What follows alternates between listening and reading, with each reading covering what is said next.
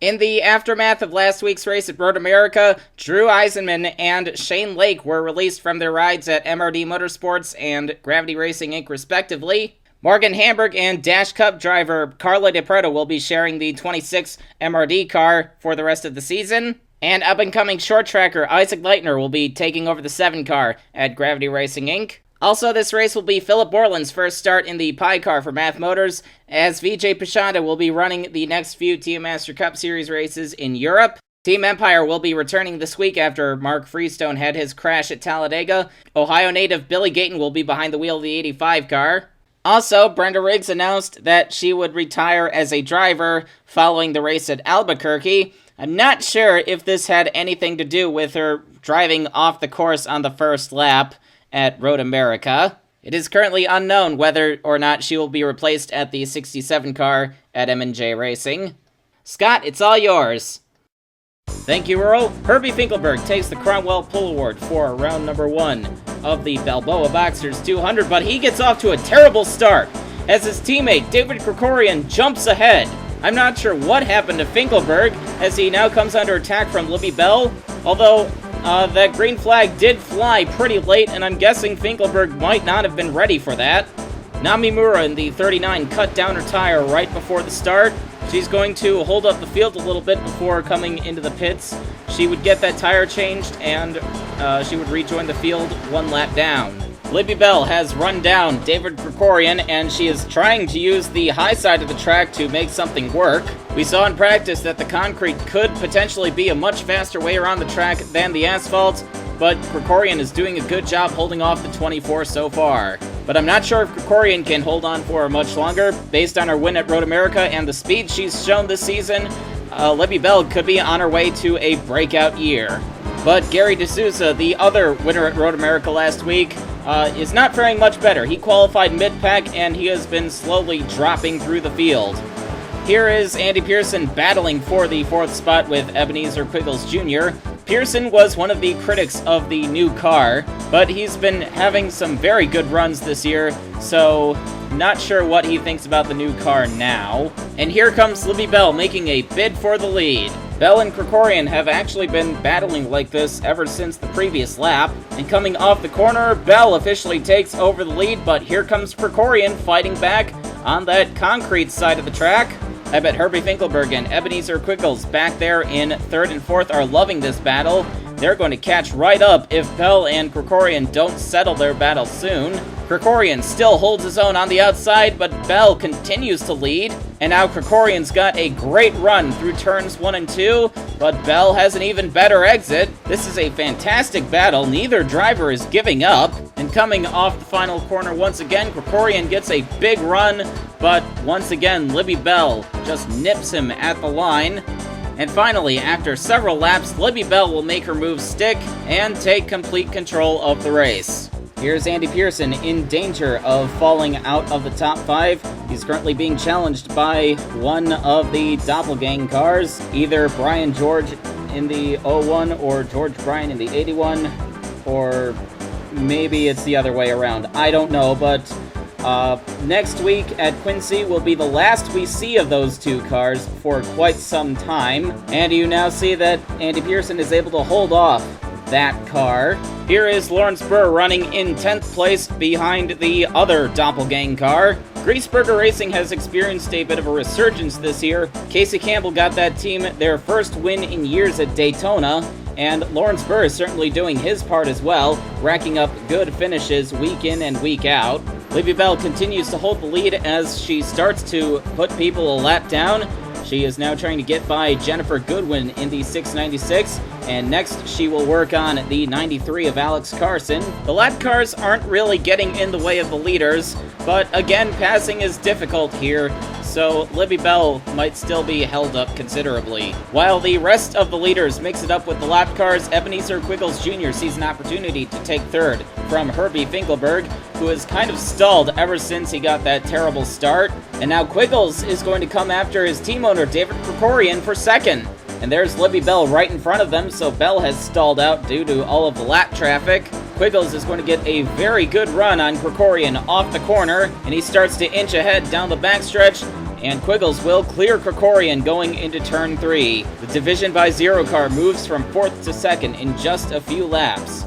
A few moments later, Gary D'Souza goes a lap down to Libby Bell, so D'Souza doesn't quite have the car that he had at Road America. It just can't feel good when you win one race and then do very poorly the next week. Here is one of the Doppelgang cars moving into the 3rd spot, and behind him you're going to see the battle between Andy Pearson and Herbie Finkelberg, so Pearson has gotten back into the top 5. And now either Brian George or George Bryan is coming after Ebenezer Quiggles for the 2nd spot. He got a good run off the final corner, but Quiggles was really able to fight back. But here he comes again, and he's going to clear Quiggles off of turn 2. On lap 46, Benji Flynn has to come into the pits for a cut tire. Flynn has not been running too well, and this isn't going to make things any better. And right behind him, Barton Sandy comes in for the same problem. This is going to take the both of them out of contention for a good finish. And while this is going on, Nick Howard's engine lets go on him. Howard, who was not running too well either. Oh, he makes contact with Jennifer Goodwin in the 696. But, as I was saying, Howard has not been running too well today, and he will be the first DNF of the race. Back up front, Libby Bell has opened up her lead, even as she is stuck in heavy lap traffic. She just put Ricky Navarro a lap down, and she's now going after his Riggs Motorsports teammate, Ashley Tucker. Tucker has had a good start to her season, running in the top 5 in points after winning the rookie shootout, but today is not going to be such a great day for that 57 car. On lap number 52, Paul Lyons in the Team Burr 54 car is going to blow up. The former Team Master Cup driver was not running too well, but then again, he's proven himself to be a much more competent driver than his teammates, AJ Young and Derek Dudding.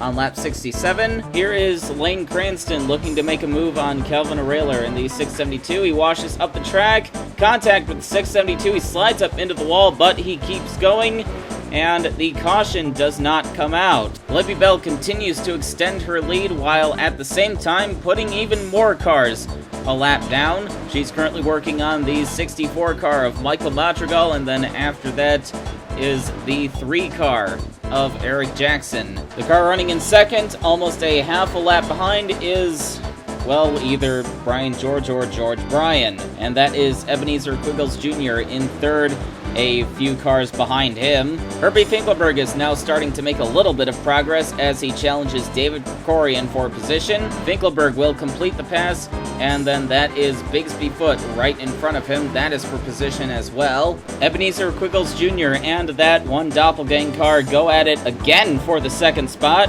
These two have been exchanging positions for much of the race, and this time Quiggles took the spot quite easily. But ultimately, Libby Bell will cruise on to her 2nd victory in a row in dominating fashion. Ebenezer Quiggles would hang on to the 2nd spot in the remainder of this caution-free race. Herbie Finkelberg was able to make his way up to 4th in the closing laps. Bigsby Foot makes it 2 PSI cars in the top 5. The Doppelgang also placed both of their cars in the top 10. And the same goes for Speed Vision as David Krikorian finishes 7th. You have Jenny Kuznetsov finishes a quiet 8th. Andy Pearson is 9th. And Lauren Spur rounds out the top 10. By the way, the top 10 finishers were also the only cars to be running on the lead lap at the end of the race. We now move on to round number 2 of the Balboa Boxers 200, where Bobby Porteau has taken the Cromwell Pole Award with Bob Steffens on his outside.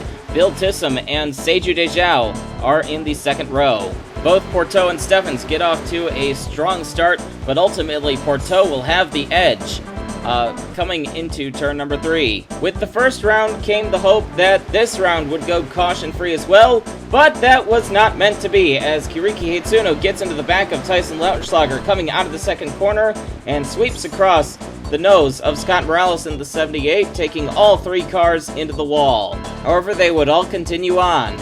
While riding around under caution, Nicole Moreno would stop on the track. Mechanical issues seem to be plaguing Last Row Autosport today. However, unlike what happened with Nick Howard, the 56 team would be able to get Moreno back on the track eventually.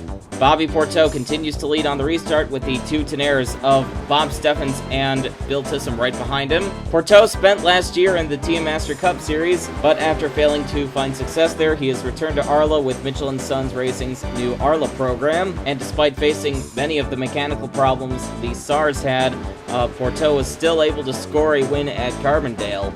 Kyle Gaffigan had to pit for a flat tire coming to the restart. He would rejoin the field one lap down. Robert Scott is making a lot of progress early in the race. He is now going for second on Bob Steffens. Scott ran the full season in 2011 after competing in a few events in 2010, and he was able to pick up his first victory in his first full season at Mosport. He's definitely been a driver to watch out for week in and week out. Brenda Riggs demonstrates how not to work with your teammate as she roughs up Edwin Schwartzlowski coming off of turn 2. I'm not sure what's going on there, but judging by the way things are going, I'm sure Schwartzlowski is not going to miss her too much when she hangs up the helmet later in the year. As Earl mentioned in the pre-race, Team Empire is back this week with Billy Gayton behind the wheel. Gayton is a successful businessman in his hometown of North Ridgeville, Ohio, where he has established a brewery right in his own backyard. He also has quite a bit of knowledge about racing as he works at his local short track selling hot dogs, as well as a horse racing facility, so his knowledge about racing is quite diverse. Here comes Robert Scott taking advantage of Bobby Porteau being held up by the 02 car of AJ Young. Porteau runs the turn very wide. It looks like Robert Scott is going to clear him, and Robert Scott will take over the lead of the race, but it only took Porteau a few moments to start fighting back. Here he comes on the inside of Robert Scott, heading into turn number 1. Scott almost shut the door on him, but he realized that he would have crashed if he did. They battle side by side down the backstretch with more lap cars in front of them, the 37 of Kyle Gaffigan and the 68 of Derek Dudding, and that brings Leigh Gruelle up into this mix as well. Gaffigan is really impeding Porteau going into the corner, while Robert Scott has a clear track in front of him. I think Gaffigan may have dropped a cylinder or something, and you see contact between Bill Tissem and AJ Young just at the top of the screen. In the meantime, Robert Scott sails by Bobby Porteau to secure the top spot. And now here's another look at what happened between Bill Tissem and AJ Young. It looks like Tissem was just tired of AJ Young holding him up. I can't exactly say that I blame him. Bobby Porteau is not done with Robert Scott as more lap cars come into the picture. Oh, contact between Scott and Gruelle. Second and third, but they both save it and keep their positions. That could have been so much worse for the both of them, but this still gives Bobby Porteau even more of an advantage. Several laps later, Bill Tissem's car has come to life, and he is now coming after Robert Scott for second. I'm not terribly surprised to see the Tonnerres fast at a short track. They made quite a bit of noise in their debut at Rockford in 2010, and I believe that Bill Tissem was even one of the drivers they entered in that race. However, as fast as Tissem has been, he has also been plagued with the engine problems that many teams have experienced this year, but hopefully he can have a great run soon. Morgan Hamburg is making his ARLA debut this week for MRD Motorsports, and he has gone a lap down to leader Bobby Porteau. Hamburg has quite a bit of experience in the Team Master Cup Series, so we haven't quite been expecting a performance such as this from him, but then again, this is the first time he has ever driven one of these ARLA cars. Hamburg will not be driving this 26 car at Quincy next week because he will be running the Master Cup race in France. Dash Cup driver Carlo De Preto will be running in his place. Here is Isaac Leitner, our other debutant driver this week, and he is faring much better than Morgan Hamburg. He is currently running up inside the top 15 and battling Seiju Dejao for position. That is Todd Stater in the 15 right behind them. And then behind Stater is Leslie Riggs, who is having a much better run than she did at Road America last week. Bobby Porteau continues to build up his lead as he puts cars a lap down left and right. Here he is currently working on Tyson Lautenschlager in the 4. Porteau has been dominating this race ever since the drop of the green flag, and it looked like that he was just toying with Robert Scott when Scott challenged him for position early on. I think that the 2010 ARLA champion can challenge for the title once again if he and his team can keep those mechanical problems to a minimum. However, Porteau's big lead would be erased as Edwin Schwartzlowski just gets sick of AJ Young and dumps him into the inside wall. However, to the certain chagrin of the field, AJ Young kept going. There were no scheduled pit stops in the first round. However, this time around, the majority of the field came into the pit lane. And tempers would seem to flare on pit road as Taylor Brillin turns around Kiriki Hitsuno as they were both exiting. I'd never seen anything like that from Brillin before, and I see that Brenda Riggs got turned around as well. And it looks like it was Harry Enola who turned her around, and that's his car owner. I'm not sure what happened there. We haven't been able to dig up Enola's radio transmissions. Oh, and then more contact with the 51 of Jason Bates. And now Riggs drives into the side of Joseph Howard for good measure. And at the bottom of the screen, you can see that Brillin, Riggs, and Enola have all been summoned to race control. Contact on pit road and under caution is not looked upon very lightly. Porto was beat off in the pit lane by Robert Scott, so Scott leads the field to the restart, and you see that the leaders have been very busy under green. There are so many cars restarting on that inside line, and behind Porto you see the Tonnerres of Bill Tissum and Bob Steffens battling for position, as Tissum ran the first corner wide and Steffens took advantage. The next caution came out shortly after the restart as Morgan Hamburg hooks Scott Morales coming off of turn 2. Morales is not stopping. He shoots back up onto the track, collecting Holden Robertson, Leslie Riggs. That was not very smart for Morales, who could have easily avoided this by simply using the brake pedal. Robert Scott continues to lead on the restart. That first car on the inside line is Philip Borland making his first start for Math Motors. Here is Rip Tyler battling Bob Steffens for the third spot. Oh, he hooks it to 11, and he turns around Bob Steffens in front of the entire field. Cars start to pile in. Seiju Deschaux, Kyle Gaffigan, Isaac Leitner, Taylor Brillin, Derek Dudding, and Jessica Graham also got a pretty big piece of this. Nikos Kostopoulos appears to be crippled. Let's have another look at this, focusing on Kyle Gaffigan. Gaffigan is actually in a 4-wide situation. He slides up into Rachel Rainsford. It looks like that's what got Jessica Graham turned around. Kostopoulos had a pretty heavy hit with the inside wall, and Taylor Brillin's front end is smashed in. This incident is going to take both Brillin and Kostopoulos out of the race. Bill Tissum has a mechanical problem under yellow, and he needs to pull into the pits, but Jason Teller is in his way. Tissum is trying to get onto the apron, but Teller isn't letting him in for some reason, and Tissum eventually just stalls on the track. So more mechanical issues with the Tonnerre is going to take Bill Tissum out of contention. Robert Scott leads once again with Bobby Porto and Rip Tyler right behind him. Leigh Gruel is fourth, and then Todd Stater is up in the top 5. Stater has done a good job at avoiding all of the recent trouble. Rip Tyler probably did not make too many friends by turning Bob Steffens around, and I think the rest of his peers are going to be rather worried about racing around him. But as Leigh Gruel challenges him for position, you see that he is not racing very aggressively with the 46, so maybe Tyler's done with causing problems for today. Fifth caution came out with 20 laps to go as Brenda Riggs gets into the back of Scott Morales, and once again Scott Morales is not stopping. He shoots back up onto the track. Bill Tissum and Philip Borland almost flip over. Derek Dudding comes piling in. So it looks like Brenda Riggs is not done roughing people up, and Scott Morales still has not found the brake pedal. And to add insult to injury for Bill Tissum, this would take him out of the race. Robert Scott leads on the restart once again. Edwin Schwartzlowski gets a very good start, trying to get his lap back. And here comes Rip Tyler trying to take the second spot from Bobby Porto. Schwartzlowski has Scott cleared on the backstretch, while Tyler is still trying to fight Bobby Porto. And coming off the final corner, Robert Scott denies Schwartzlowski his lap back. Todd Stater has really come to life in the latter half of this race, as he now comes after Bobby Porto for the third spot, and he takes it quite easily. Based on what we saw at Daytona, we thought that the green racing car would be very underpowered, but Stater is certainly proving that wrong today. Final caution of the race came out with 10 laps to go. A.J. Young is trying to move out of Kevin Monroe's way, but he runs the corner too wide and smashes into the opening.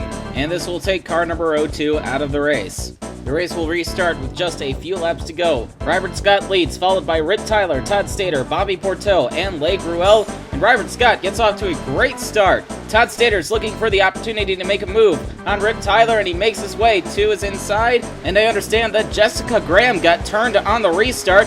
Watching from on board Makoto Yamada, he gets into the back of the 59 car and just dumps her to the inside. I understand there are only a few laps to go in the race, but this battle for position was very deep in the field, so Yamada did not really gain too much by dumping the 59 car. As if M&J Racing has not had enough trouble in this race, Kevin Monroe has to pit after the restart with a cut tire. Robert Scott has just taken the white flag. Rip Tyler is several car lengths behind him, still in the second spot, but I don't think Tyler is going to have anything for the 33 car unless he has a problem. In the meantime, here comes Kevin Monroe out of the pits to squeeze in one last lap. He gets into Howard and takes Isaac Leitner and Bob Steffens into the wall with him. That has to be one of the silliest mistakes that I've ever seen. Let's go on board with Joseph Howard and get his perspective. There is no way that Monroe could have thought that he was clear, and I said the exact same thing about Makoto Yamada. It's very close to the end of the race, but Monroe was too deep in the field to possibly justify making any wild moves like that. But in the meantime, with all hell breaking loose behind him, Robert Scott is going to hold off Rip Tyler and come across the line to take his first victory of the season. Todd Stater had a very impressive run today. Stater got his only victory in 2010 at Mansfield, which is a very similar track to this. Bobby Porteau fell to fourth, unable to recover from being passed. Le Gruel finishes fifth after running up towards the front all day. Scott Dalitz finishes a very quiet sixth. These past 2 weeks, Tiffany Matthews couldn't even make it past the first corner of the race, but this week was a complete turnaround for her. She finished in seventh. Harry Asinola and Kiriki Hitsuna were involved in pit road incidents, but still finished in the top 10. However, the officials are definitely going to be looking at Harry Anola's incident with Brenda Riggs. And how about Leslie Riggs? She rounds out the top 10 after being stuffed into the wall earlier in the race. And now let's look at our point standings. Libby Bell, after winning 2 races in a row, holds a 56-point lead over Herbie Finkelberg, who has 1 victory. You have Jenny Kuznetsov is third, 80 points behind. Andy Pearson is fourth, so his opinions of the new car are not affecting his ability to run well. Bigsby Foote ensures that 2 PSI cars run in the top 5 in points. Robert Scott moves all the way up to 6th after his victory. Calvin Arailer is still running a very quiet 7th in his rookie year. Casey Campbell is 8th. She's the highest running Greaseburger driver in the points. And then David Krikorian and Ashley Tucker are tied for 9th, 104 points behind Bell. 11th is Le Gruel. He has gotten off to a pretty good start for the Zenas team. Eric Jackson is 12th, Ricky Navarro 13th, Laura Cyrus is 14th, Scott Dalitz is 15th. We've seen the Dalitz cars take to the short tracks very well this season, so I don't think a win for that team is out of the question. Seiju Dejao is 16th. Dejao was running fairly well today until Bob Steffens got turned around in front of the whole field. His only top 5 of the season was at Daytona. Joseph Howard is 17th. He has not had much luck ever since winning at Daytona. Ebenezer Quiggles Jr. is 18th. Gary D'Souza is 19th. And then Leslie Riggs rounds out the top 20. I think Riggs can definitely pull out some more good finishes and eventually contend for the championship.